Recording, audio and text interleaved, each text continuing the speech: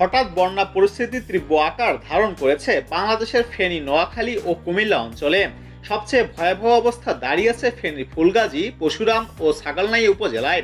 বন্যার পানিতে তলিয়ে গেছে বাড়িঘর, রাস্তাঘাট, ফসলি জমি।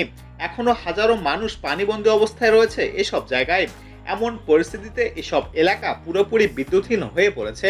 বন্ধ হয়ে গেছে মোবাইল নেটওয়ার্কও। ভারত থেকে বিবিসি বাংলা সংবাদদাতা জানিয়েছে, বন্যা পরিস্থিতির অবনতি হয়েছে ভারতের ত্রিপুরা রাজ্যেও।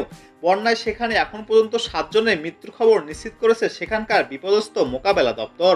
এমন পরিস্থিতিতে ভারতের ত্রিপুরার ডম্বুর হাইড্রোইলেকট্রিক পাওয়ার প্রজেক্ট বা ডম্বুর গেট খুলে দিয়েছে ভারত। ত্রিপুরা রাজ্যের গোমতী জেলার প্রশাসক তড়িৎ ক্রান্তি চাকমা তার সরকারি এক্স অ্যাকাউন্ট সাবেক টুইটারে কথা জানিয়েছেন। ফেনী জেলার প্রশাসক শাহিনা আক্তার বিবিসি বাংলাকে বলেন, পরিস্থিতি এতটাই খারাপ যে সবার কল্পনার বাহিরে। এখন অনেক মানুষ পানিতে আটকা পড়েছে। তাদেরকে উদ্ধারে কাজ শুরু করেছে সেনাবাহিনী ও কোস্টগার্ড। ভারী বৃষ্টি ও ভারত থেকে আসা পানিতে ফেনীর মহুরী, কহুয়া ও সিলোনই পানি বিপদসীমার উপর দিয়ে প্রবাহিত হচ্ছে।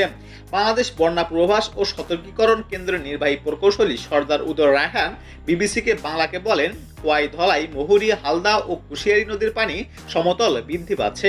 আগামী 24 ঘন্টা তা অব্যাহত থাকতে পারে।